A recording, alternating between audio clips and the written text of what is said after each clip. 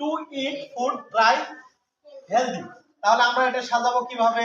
Try to eat healthy food. Try to eat Healthy food.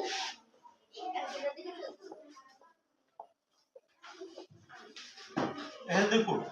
তাহলে আমরা প্রথমটার answer প্রথমে দিই, তারপরে তারপরটা দিব হচ্ছে হিয়ার, এইসে আর ই হার।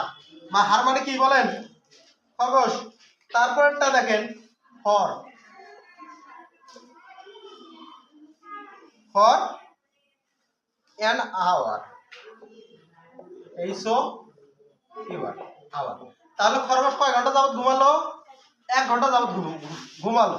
এখন পয়েন্টটা দেখেন হচ্ছে উই টিস লাভ আওয়ার। এখানে আমরা যদি সাজায় লিখি তাহলে এটা কি হবে? We love